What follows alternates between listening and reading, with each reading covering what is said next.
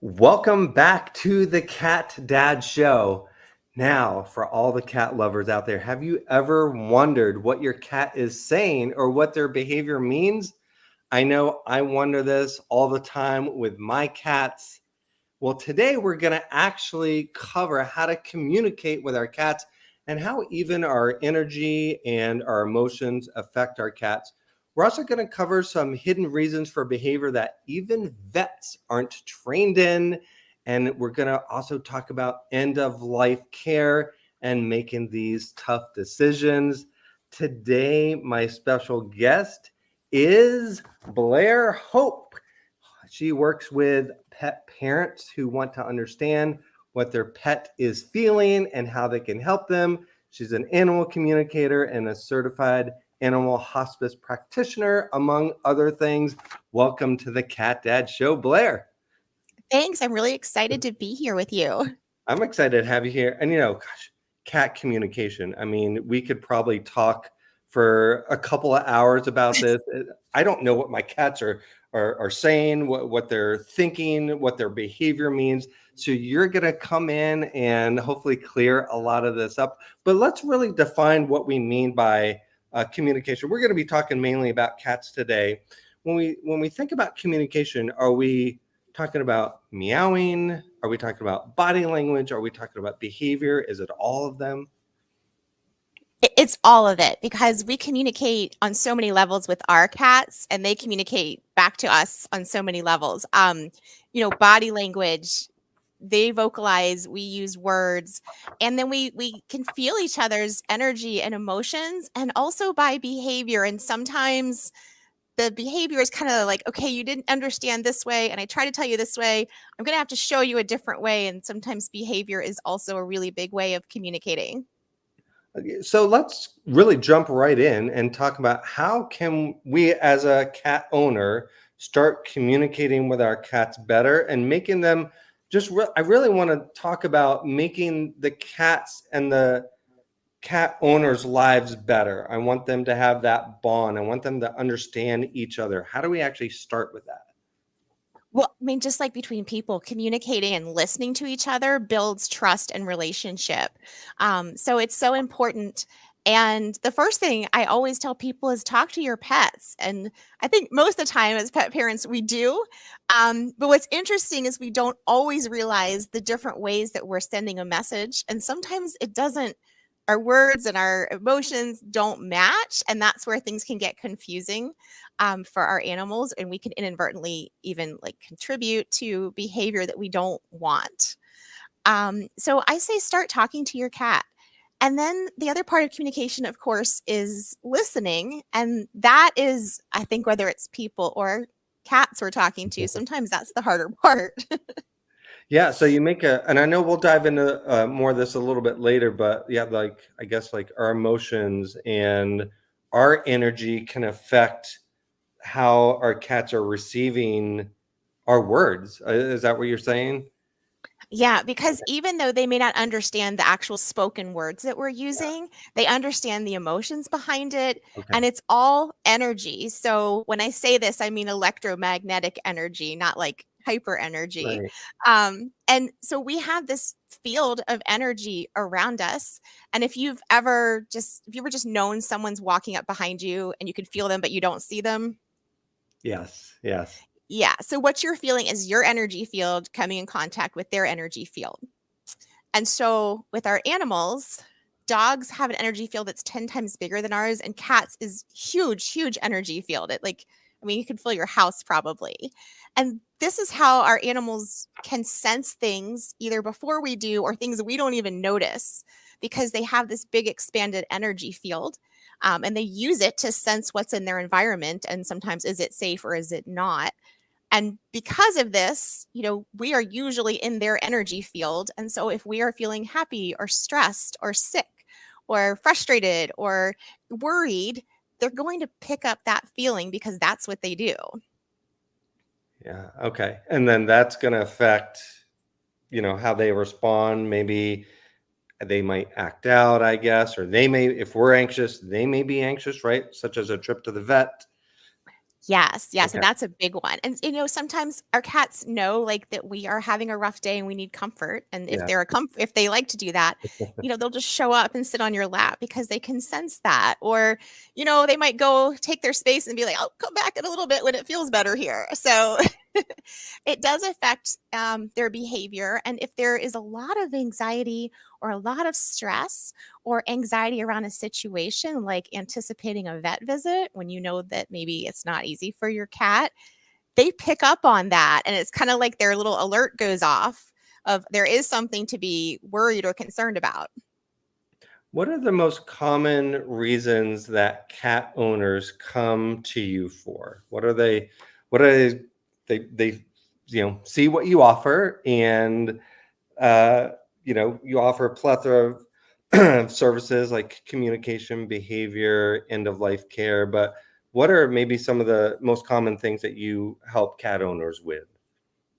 I would say the most common are behaviors that the person's tried to figure out and they can't figure it out. Maybe they've gone to the vet and there's not a health problem. So they're like, okay, we know that's not, they're going outside the litter box, but we know they don't have a UTI. So there's something else going on. Maybe they've tried to make some changes and the cat is still behaving that way. So some common things are, like I said, litter box issues, food, a lot of questions around food and cats Mm. not eating or not wanting certain food anymore, um, biting or scratching or hiding or isolating. It's really easy to take that personally. My cat doesn't like me. Um, but there's always a reason, and it's never that your cat doesn't like you, Yeah. and it's never that they're trying to be difficult. There's always a reason, and there's a variety of reasons that I can share with you. Yeah, play. So, like for me, I probably go in the opposite direction, and if a cat's behavior changes, I panic. So like if they're going outside the litter box, or if they're hiding or not eating, because I've had two previous cats who have since passed away. Now I have two new cats who are in either direction of me, and I find myself actually being I don't want to say overcautious, but I'm really hypersensitive to like, oh my gosh, what did that mean? I haven't seen that before. And I think it's just because I don't want to call it the trauma of losing two cats previously, but it is very traumatic to lose a pet. So maybe that is the right word. And now I feel like I'm almost like PTSD, like a little bit oversensitive and over aware of like, oh my gosh, should I be calling my vet for this specific reason? So, how do you actually? What is like the technique that you use um, to like communicate with cats? If you were working with a cat owner, how would you actually uh, uh, start to learn what that cat is, what their behaviors mean, and what their meows mean? Yeah, that's a good question. So most of my work is remote, meaning I'm here in my home healing office and the cat's at home with their persons. I work with people all over the country and sometimes internationally.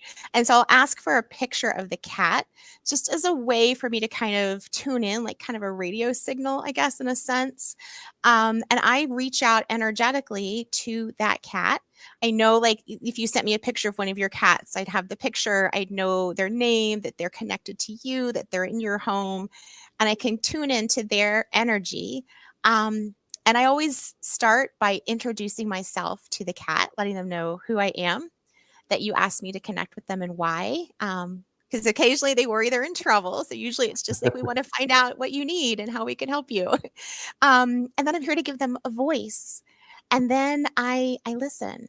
So I get information in several ways, and sometimes it's a combination. Um, I sometimes get kind of physical sensations in my body of areas where they may be feeling something. I get pictures in my head. I get words. I get thoughts. And sometimes it's just a knowing. A lot of times it comes with personality and imagination, or emotion, which I love to all the personalities. And so I'm quiet when I'm listening. And then I tell you, as you're on the phone with me, this is what I'm feeling from your cat. This Mm. is what I'm getting and sensing. And with behavior, I like to ask the person on the phone with me to tell me what they've observed. So if there's a behavior going on that you don't know what it means, I'll ask you to tell me about it while I'm connected to your cat so I can feel and hear what your cat's perspective is and what their experience is. And that often gives us information that we couldn't get otherwise. All right, this is fascinating. And so you do this over the phone, or is it also on video, or do you ever Uh, like want to actually see the cats, live and in person? I locally in my area where I live in Maryland, I do some home visits, but Okay. most of my clients are by phone. And for me personally, it works better not to have video because it's distracting for me. So, Oh, um, and it's also some people, this is a question I get a lot. The cat does not need to hear me over the phone. Like I'm connecting with them, I guess, telepathically, energetically. So I don't connect in a way that or talk in a way that you can hear, although often I'll say out loud what I'm saying to the cat so you know what I'm telling them. now is this a skill that you learned, or is this something that you were a gift that you were given? It's I'm not someone that, always could hear the animals. I've always loved animals, but about 12 years ago, I found Healing Touch for Animals, which works with the energy system because my lab was 12 and I wanted to find a way to keep him healthy that was a little more Mm, natural. mm.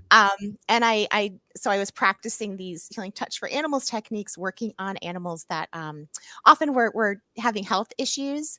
And I started getting like thoughts about the animals that their person hadn't told me.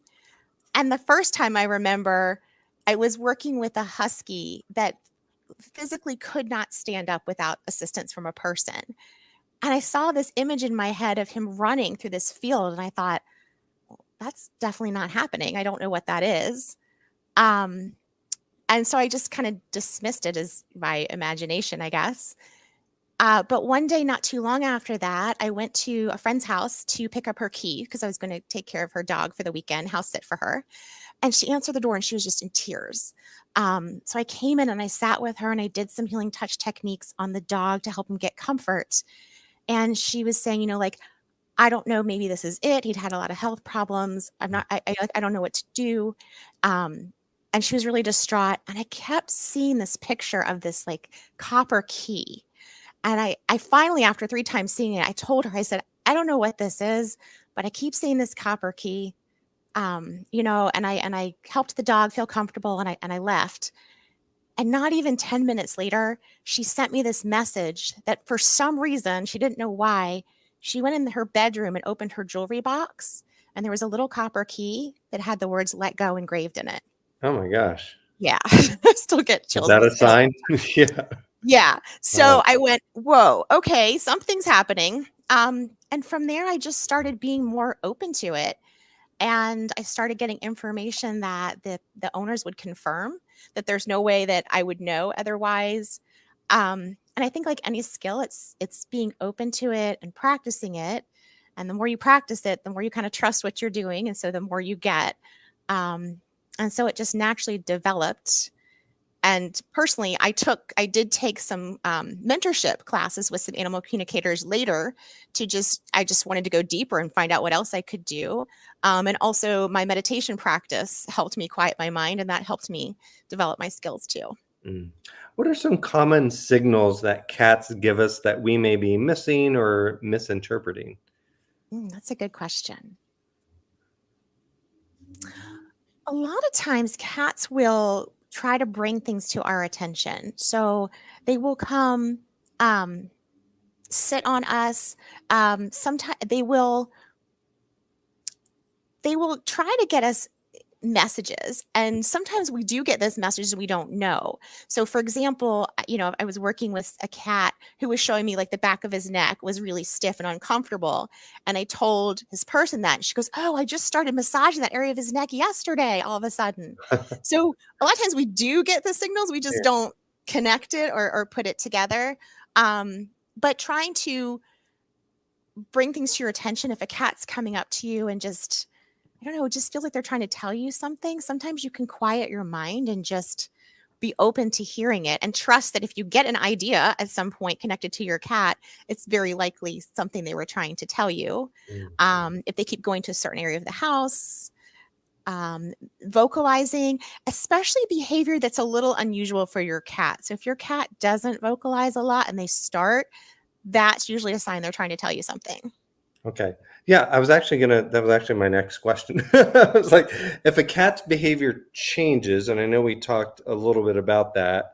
And I think for me, the ones that I've seen the most with my previous cats that that aren't with us anymore were being more vocal or being like more needy. Uh, and I know you may not be able to just, pull something out of your hat here to say what that meant, but is there any maybe kind of something in general what that usually means if they're more vocal, say they're meowing more or they're just with you all the time and they won't leave your side? Is there anything that you can surmise that that may mean for them? So it's very often it's kind of one of two things that they have an unmet need that they're trying to communicate to you. And so Okay. it could be a physical health need. It could be that they need attention. It could be that they're not feeling well. Um, or they're sensing something's going on with you and they're trying to figure out what and maybe even bring it to your attention like, hey, can you take care of yourself because it doesn't feel good to me? Or what can I do to help you? It's kind of one of those two things. Oh, interesting. Okay. And I know when before we started our chat here, I asked you if you could maybe help me help a friend with their cat. And I know kind of putting you on the spot here. I don't know if you need to see a picture or whatnot, but her cat is about 16. The cat's name is Remy, and Remy has a couple kind of behavior changes that my friend, just doesn't know what they mean. So do you mind if we kind of go through these? Yeah, and so I don't believe in coincidences either, and that's my mom's name, so I would love to hear about this cat. Remy is your mom's name. It is. Oh my gosh. Oh my god. Okay, we may be on to something here. So my friend's name is Lori, and so Remy follows Lori around when she's getting ready and meows all the time. She sits at Lori's feet and looks up at her, sometimes claws at her. So just yeah, so that's kind of the description of that. Mhm. The first question that comes to mind, and I will often ask this question is this a new behavior? I believe it's a new behavior. O Yeah, it okay, did. And Lori has only had Remy for a little bit over 2 years, even though Remy is 16. So Lori's not the initial mom. okay. My sense is that it's something she's trying to tell Lori about Lori. Okay. Um, and one of my questions that I often will ask people when there's behavior changes, is there anything in your life or your home or somebody really close to you that has changed in the last couple months or that is going to change? Doesn't have to be at all related to the cat. Okay.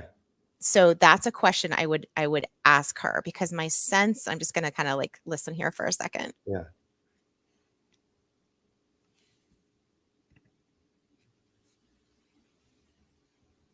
My intuitive sense is that Remy's worried about something for Lori or about Lori. It feels Okay. like concern for her. Um, and very often our cats, all animals, but especially cats, will bring things to our attention about our human lives and sometimes our relationships with other people that they are concerned about or that they feel like we need to pay attention to and maybe change a little bit. Okay. Um, so intuitively, it feels like it's more about Lori than Interesting. anything that might be wrong with Remy. Okay. I'm sure Lori will like to know that Yeah, maybe I'd love something's to up. talk to her at some point Yeah. and find out Yeah. more. I know Um, Lori's been yeah, traveling a lot for work, which is new. So she'll be gone a week at a time, and she feels bad to leave Remy alone. And okay, okay. I don't know if that's So, part of it. yeah, a couple things I would suggest for Lori is to make sure that she's told Remy what's going on Hmm. with work. Okay. And the other thing, and this is something I love to share, so it's a good opportunity um, to talk to Remy when she's away, because so I said mention that we have this connection, energetic connection. They can feel us when we're in their energetic space. But when we have a bond with pets, that connection goes way beyond any physical distance.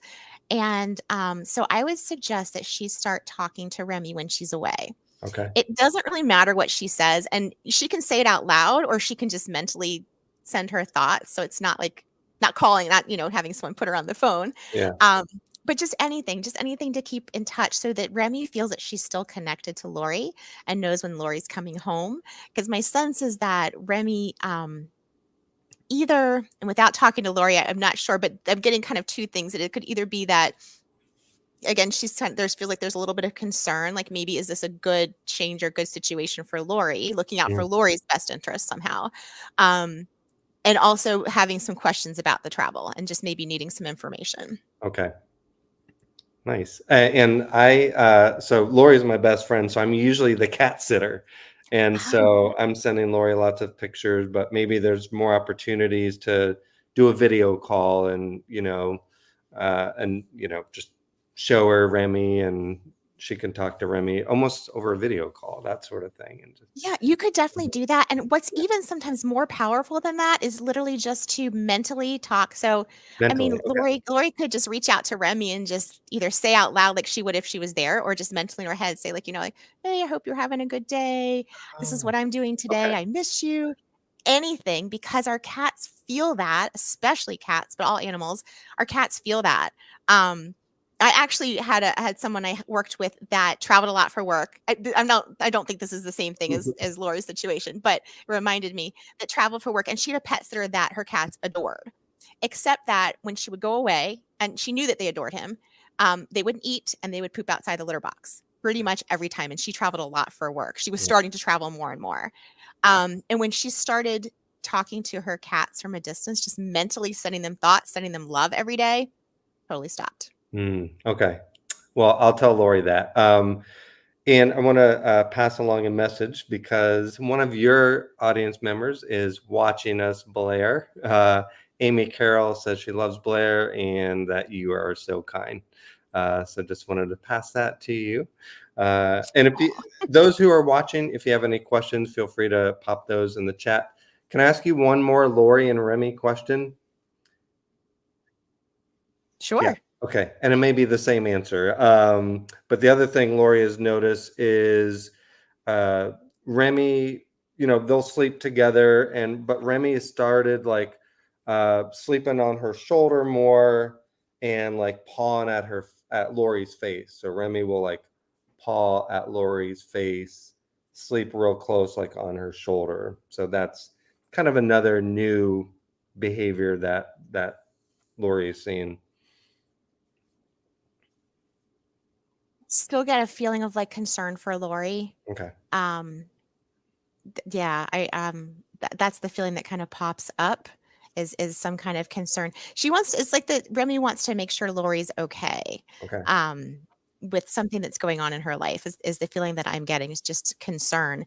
And so whatever changes or if there's anything going on that Lori's been maybe not related to travel or being separate from Remy, but if there's something going on in Lori's life where she's trying to make a decision or um, anything that's kind of been on her mind, she might just want to talk to Remy about it and let her know what's going on.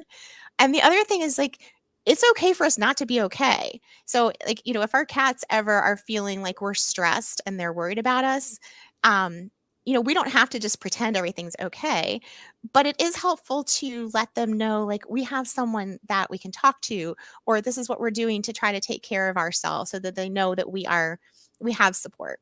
Mm, great. Well, thank you. I'll pass all this on to Lori. She'll be watching this, I'm sure. And Okay. then maybe even reaching out to you, Blair. I Yeah. love it. Cats are notorious for hiding their illnesses or pain. How can we really start to figure out, hey, is my cat sick? Are they in pain? Are they okay? Um, Behavior is one big way that cats communicate that. Mm, And especially when there's, so a lot of times, that shows up with something going on with the food or, they're not doing the same activities or they're not grooming themselves. Those are kind of signs when their behavior changes. Now, cats and all animals, but definitely cats are very adaptable. So they will usually find another way to do something. I'm just trying to think what other signs they might. And sometimes I think like we started to talk about before, sometimes behavior that looks, I guess, troubling, Mm. can be a way of us letting them know, letting us know, like, I don't feel right. Something doesn't feel right. And I've seen it both of like, hey, I need help. Let me get your attention by pooping outside the litter box or scratching you. But also I've seen it where like they're just really off balance and they don't feel good and they kind of like maybe can't control it. So it can happen for, kind of intentionally to communicate and also because they're just off themselves. But a difference in behavior change is usually either going to be physical health or Mm. it's going to be that they're feeling some kind of stress. Okay. And then kind of switching gears a little bit, if we don't want a cat to do something and they keep doing it over and over again, like my two here that are now 1 year old, so they still have the kitten energy. And there's certain things that, like getting up on the countertop. And what is the best way to communicate with a cat to help them, I guess, not do something that you don't want them to do? Obviously, probably yelling's not the best approach, raising your voice. So what would you suggest? Okay, so I have a couple of suggestions, and cats are fun and interesting because we usually have to find their motivation. I'll be honest, dogs just want to make us happy a lot of the time. Cats Yeah, are like, "What's in it for me? right. Why should I do this?" So that's part of it. The first thing I always suggest is that we as the person get clear on what we want. And sometimes that starts with what we don't want. So, like, okay, we don't want them up on the counter. Where can they go? Mm. Like, where is okay for them to go? And then why? What's their motivation? And sometimes it's like, why is it important to you? Sometimes they just need to know, like, look, I really care about this, and they need to feel that you really care. And sometimes it's a consequence. If you keep doing this, this is what's going to happen. So then it becomes a choice on their part.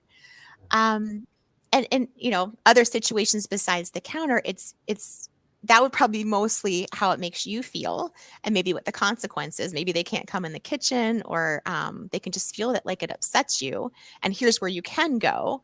Um, Other times it's if you're trying to get your cat to take some medicine or let you clip their nails, what's the benefit for them? What are they going to be able to do if you let them clip your nails? Like, hey, then you can come on my lap. Mm. Or what's the benefit of the medicine? So what's their motivation? You got to figure out something that can be their motivation. Get clear on what you want. And then the third thing is, and this is kind of tricky sometimes. So when you tell your cat, this is what I want you to do, this is what it looks like, and then you have to picture in your head them doing what you want. So, like, Oh, what happens is, like, I don't want my cats on the counter, and they come in there, and I'm like, God, they're gonna get on the counter again. And that's the first thing that pops in my head, right? The yeah. picture of them on the counter. And so we end up sending some confusing messages sometimes that we don't mean to, and can actually sometimes contribute to behavior that we don't want. Okay. Yeah. Yeah. And So, another thing with behavior, sometimes they need like another option. Like I said, where can you go?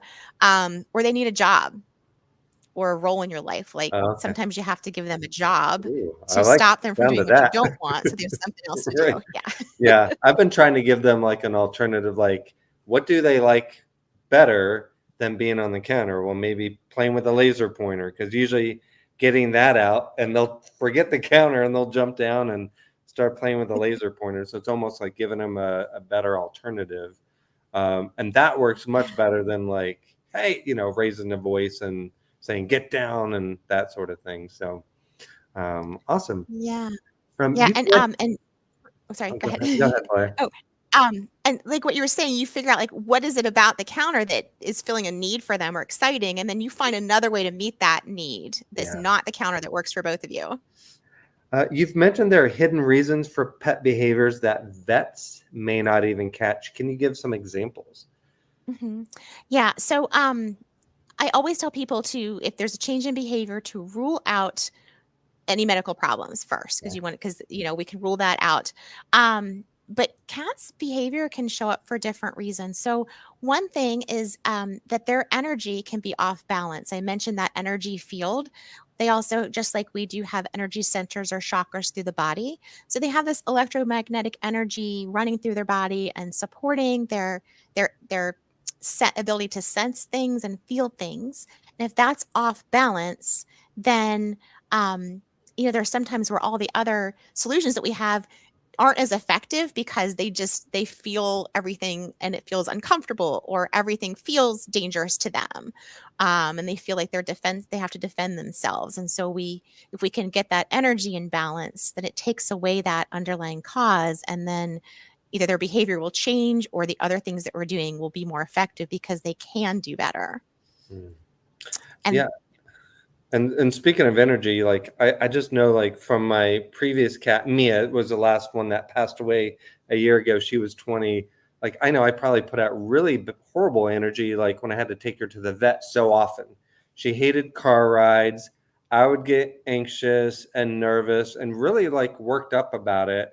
What would have been a kind of a better, I guess, strategy, for lack of a better word, for me to handle that experience of taking her to the vet and getting her in the carrier and putting her in the car that may have been beneficial for her and calmed her down a little bit? I love helping people with this. I just created a guide and I'm about to do a live class, offer Yeah. that. Because I had that experience with my own cat. Yeah. We get nervous, right? Whether it's that they're going to hide when we get the carrier out, we won't be able to go to our vet appointment, or it's going to be expensive, or it might be bad news, or we just know that they don't feel good. So, one of the most important and effective things you can do is to calm your own nervous system, which is also calming your energy. Because think about it, if one of your friends showed up and said like, "Hey, get in the car," and they were really anxious, you'd go like, Mhm. "I don't know," Right. or tell you like, "It's safe, it's okay," and you're like, Where is it? I don't think you feel it's safe and okay." Right. Yeah, that's a good one. Yeah. So, one of the things I love doing is before you even get that cat carrier out, do some breathing. There's some really good simple breathing techniques you can do. Physically relax your shoulders and your body, because then that helps bring your energy back down too, and they can sense that. Um, and then thinking about, just like with the other behavior, what exactly are you asking them to do, and what does that look like? So, I need you to get in the cat carrier, or I need you to come next to me and let me pick you up and put you in and be able to close the door. And I need you to be calm when I do that. Mhm. Or I need you to come out into this room so I can put you in the carrier. Motivation's another good one here. What's in it for them going to the vet? It could simply be so you can stay healthy and we can keep playing and you can do all the fun things you like. I worked with a cat recently who was having an eye problem. And I talked to her about like, you need to see things. You want to see things. And so we need to get you to the vet to take a look at your eye so you can see clearly again. Um, and staying cool, calm, and having that mental picture that your cat's calm, and that's honestly one of the hardest parts. Yeah. Now, when you're speaking, like, I need you to get into the carrier so you can see again, for example, are you Mhm. saying it out loud verbally? Or are you thinking it and kind of transferring that thought to the cat? You can do either way, and they're Either both one. equally effective. Okay. Yeah. Yeah. So, like, if this was my cat, I needed to get them to the vet. The first thing I do is tell them. And I think a lot of times we don't want to tell them because we assume that they're going to get anxious and hide, and we could just maybe sneak it up and it'll be easier. But when you know something's going on, they know something's going on, and they might not know what. And sometimes that can cause more problems. So, I tell my cats, we're going to go to the vet. Here's why. Here's what's going to happen at the vet. And I kind of run through in my mind, imagining them coming out here, either getting in the carrier on their own or letting me pick her up and put her in the carrier, letting me easily close the door behind her. And you can continue that if you want. Just visualize for a minute your cat being calm on the ride. Maybe you're talking to them. And when you get there, like you go right into the vet and everybody's calm and they're relaxed. So sending that kind of telling them a story out loud and with your mental pictures, surprising how much of a difference that can make. And it also helps you feel calm, which is one of the biggest things you can do, like I said. Yeah. How about I've seen like on YouTube kind of calming meditative music for cats, and is that helpful for like car rides? Yeah, absolutely. I would say anything that feels calming and relaxed to you is probably going to be good for your cat. Okay. And also, again, they're in your energetic space. So if you calm yourself, they're going to start to feel calm. Music is great. Listening to something that's relaxing is great. I know you've talked about EFT and tapping on your show Mhm. before. tapping. The last time I went to the vet, I tapped for myself on all the like things I was worried about with the vet. And as I relaxed, I looked over and my cat in the carrying the seat next to me started lying down and relaxing. And I was just tapping on myself. Mm. Yeah, that's that was new to me, the tapping, and I saw that how beneficial that is. Had a couple questions from audience from Ishan. I'm not. Hopefully, I'm pronouncing your name correctly. Said, why do cats like to sleep on their people's faces? So almost like we mentioned, Lori's cat slept right here. I had my previous cats really kind of did the same thing. They were all over me, up here on the neck, wrapped around. And any thoughts on why they like to sleep really close to your face or even on your face? That's a good question. I've never asked a cat that. Um, my sense is, well, they sometimes they just want to be close, Hmm. and they just want to be. What that feels like to me is a cat being very vulnerable, being comfortable, being very vulnerable with you, Yeah. having that deep, deep trust and connection, and they want you to feel that from them also. It just feels like a really big bonding moment. Um, and just a sign of trust and closeness and enjoying the feeling that they're getting from being so close to you.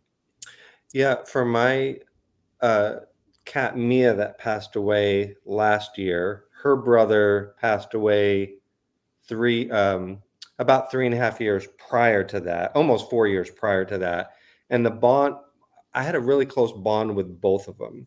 But when her brother Nomar passed away, it felt like the bond with Mia and I just skyrocketed. And then she got sick. So her last 2 or 3 years, she had illnesses. It was just me and her, nobody else in the apartment. And she just felt that closeness to her. And I think that's when she slept, more on my chest and my shoulders and was just always touching me and on me. I loved it. I loved kind of that close bond that we had in her kind of her, end of her life. It was really special. Yeah, I'll have 2 cats, and we had got them together, so they were essentially sisters.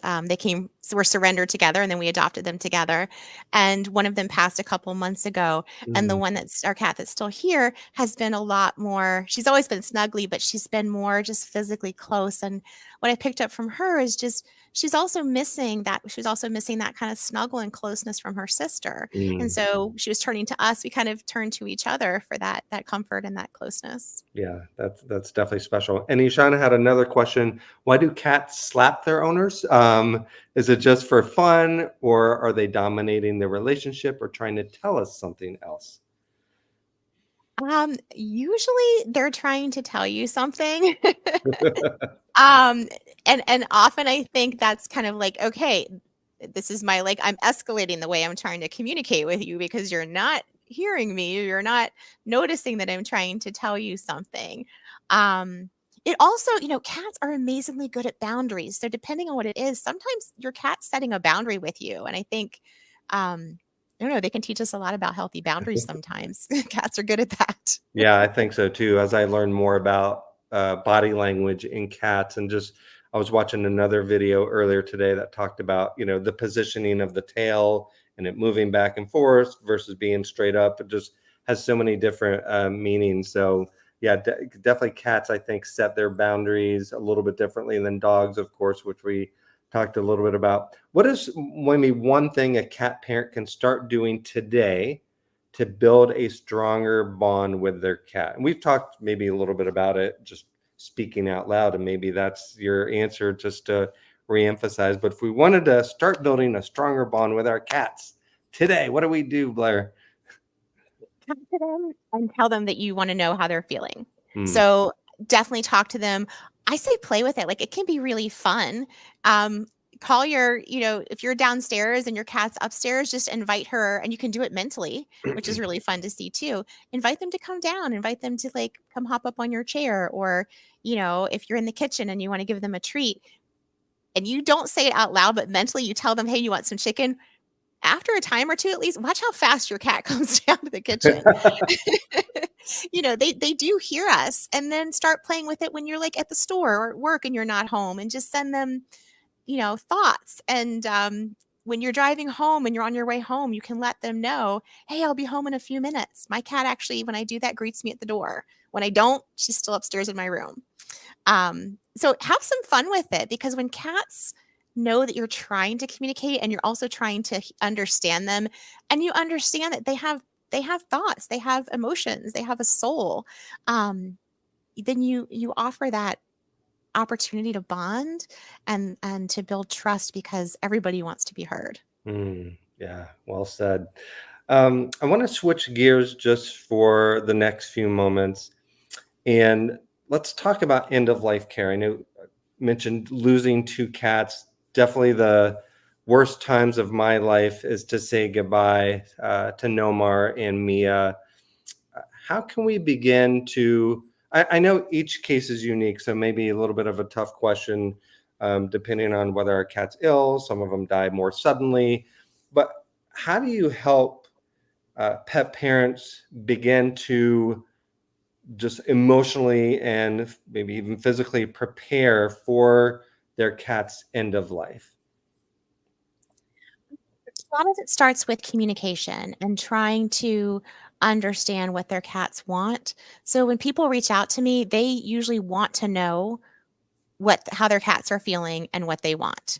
And I think just being open to having that information from your pet and wanting to consider their perspective is huge.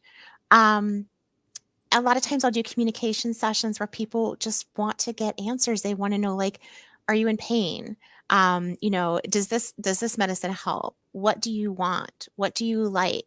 Why do you meow when I do this around you? Mhm. So just trying to understand your pet. And the other thing is, as you do that, like, you know your pet better than anybody, better than me, better than the vets. We can all give you advice, but knowing your pet and knowing what they enjoy doing and what's important to them is a great place to start, because while they're in that period between starting to decline and whenever they cross over, like, they're still here. And so giving them the best life you can and thinking about, okay, I know my cat loves to sit in the cat tree in the sun in the window, and I know that she can't really get up there anymore. So, like, maybe there's a sunny place that they can put a little blanket down on the floor. Finding ways that you can adapt to help them enjoy the things that they enjoy doing. Um, Starting to getting information on what to expect if your cat has a illness, or that is life limiting.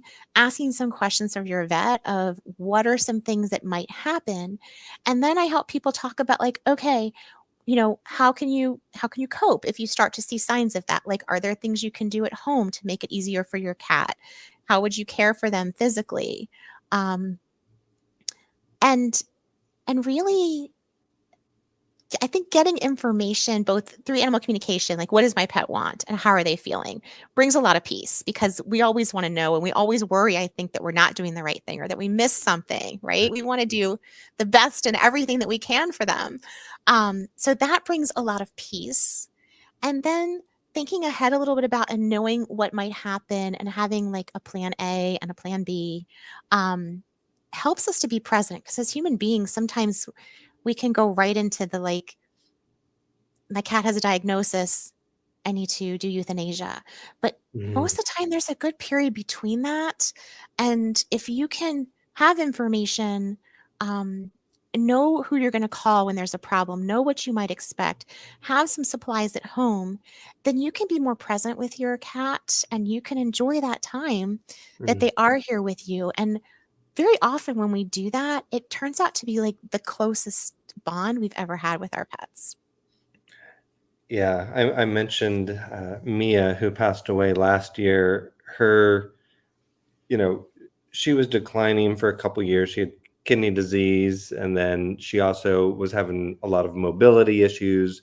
Couldn't even use the kind of the portable stairs that I gotten her to get up and down, like the sofa and the bed. She couldn't really use that the last 6 months, and then kind of at the end, she got diagnosed with lymphoma. But the last 6 months, when she couldn't go up and down the little stairs, even to the sofa or to my bed, I put the sofa cushions on the floor and I slept with her down there. for the last 6 months. And not that I wanted her to have that struggle, but like you just mentioned, it was the closest I've ever felt to her, or really, to any animal. And I'll never forget that. It was just quite a beautiful uh, last 6 months that we had together, because we did share so much, and we shared, every night we were still sleeping together, just on her level, according to her ability. And just I wouldn't trade that for the world. So like you said, I loved just hearing like how you thought through that process of how can we make our pets end of life more comfortable for them. And then one thing you did mention, and you said uh, start to find out what the cats want. Provided we're not working with you, Blair, how do we know that? How do we know what our cats want when it's getting close to the end of their life? Well, you can think about your cat and who they have a personality, right? They have a cat now, I guess. Um, what do they like? Do they like in their life when they were healthy? Do they like being close to you? Do they like playing with toys? Do they like sitting in the sun? Do they go outside? So, and then you can watch their behavior. And are they still able to do, in some sense, that way what they liked to do before? I will preface that with cats, again, are really good with taking care of themselves. So Mm. cats, even more than dogs, will self isolate, and often that's they're trying to like clear any pain, they're trying to manage their energy, or they're trying to prepare for the transition process. So knowing that your cat might self isolate, other than that, are they still wanting to do some of the things to the extent that they're able to at that time that that they love doing?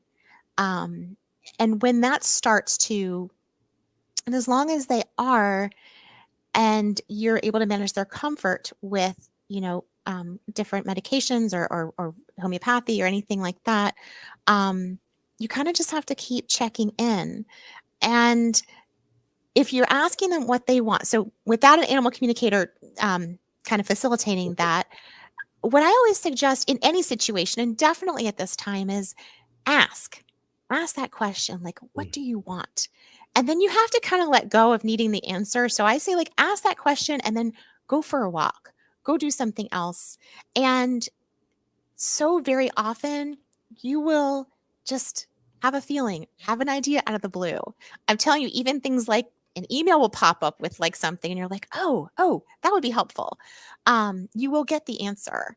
It's just sometimes we try so hard to listen. And even as an animal communicator, when there's something at stake and we're emotionally invested, sometimes it's hard. So that would be my biggest suggestion, is just ask and observe, and then like let it go and trust that if you get a feeling or an idea, that you're getting an answer from your cat. Mm. Yeah, that's a big one. Trust. Yeah. Sometimes hard, easier said than done sometimes. I know guilt for just the loss of a pet can be a really big emotion that people experience. Like, hey, did I do enough? Or did I let go too soon? And sometimes we just have to trust that we did our best. We loved our pets with all of our heart. We did our best with the resources that we had available to us at the time, and just have to sit with that and be comfortable with that. Yeah, and so what I would love for people to know, well, first of all, is when you are trying to understand your cat and do the right thing do what they want and what's best for them out of love, like, you can't get it wrong. You Mm, really can't. And I do communicate with animals that have crossed over, and I have never had an animal that is upset with their person. They always know we did our best with whatever information or situation or resources we had. We did it all with love. And I've had so many say, like, even when a person's asking or they're having a hard time caring for them and the pet's still here, the pet will say, like, I'm not going to recover. And so mm, if it's hard for you, I'm okay with letting go. yeah. And the emotion that comes through from our pets after they cross over is always love, always knowing we did everything we did with love. We did the best that we could. I love actually doing those sessions because it brings a lot of peace for people. Mm. Yeah. And speaking of which, I just for the audience out there, I put together a guide for pet loss grief. So if anybody is watching, just comment grief in the chat and I'll make sure to get that to you. Because I know that's, again, the hardest thing I've gone through is pet loss grief. And I've witnessed countless other people go through that same pain as well. Do want to share a message from one of your fans, Blair Ann Wilson. Said Blair is amazing, both with communication and her healing abilities. In the past 12 years, she's been instrumental in aiding my family, 3 cats, 26-year-old horse, and myself to better understand and heal. So awesome. Aw. You have an amazing support crew there, Blair. And thank you so much for that comment. Blair, I know you call yourself a therapist for your pet. What does that mean? So this is something that's kind of my communications evolved in, and it feels like therapy. When I'm working with an animal with behavior, and usually there is, unless there's a physical need or they're trying to show us our own patterns, our human patterns to change. Very often it's fear based. Even if our cats are biting us or scratching us or peeing on our stuff, usually there's a fear behind it. So if there's a fear and I can get a sense of what that is, I will ask the cat, like, okay, what if you didn't do this? What if you didn't bite to keep people away from you because you're doing it to keep yourself safe? It's that like the offensive to keep myself safe. I'm like, what if you didn't do that? What would happen? Mm. And usually they sit with it and they're like, well, nothing. And we go through that a couple times, like what would happen? Or, if you get into, if your person wants you to do something and you're not sure about it, like what would happen if you tried it? And usually it's like, oh, it would be safe. And I could just kind of go through that, picturing it with them a couple times. And it's really interesting that just like us, in some situations, animals can start to feel like, okay, that's a fear, but my body feels calm and I'm safe. So it's not real. Mm, yeah, that's so interesting. Yeah. Gosh, I'm learning so much. And another comment from Anne I wanted to share with you, Blair. At 19, Liam has struggled with health issues for 3 years. I'm guessing that's a cat, Liam. Blair's repeatedly helped him heal and has let me know that although he's been close to leaving a number of times, he's not ready to go yet. And it's been miraculous. So how beautiful to hear that. That must make you feel so good. Liam has been the most incredible teacher. I'm so Mm. grateful to him. Yeah. You did mention that you can communicate with cats and other animals after they've passed away. Could you tell me a little bit more about how that works? Let's say I wanted to communicate with Mia or Nomar. How would that actually work? So for me as the communicator, it works the same as if they're here in a body. I still get a picture of them. I have you on the phone. I reach out to them energetically because we don't, whatever your beliefs are, there does seem to be some type of energy that's still there. And we do have a connection when we're bonded with our pets that lasts beyond them being here in a physical body. And so I reached out to them and connect you, and you can ask anything that you want. And they answer questions. And very, very often they have wisdom and guidance for their people because our pets know us better than sometimes we even want to admit we know ourselves. And they want things to be good for us. They want us to be happy.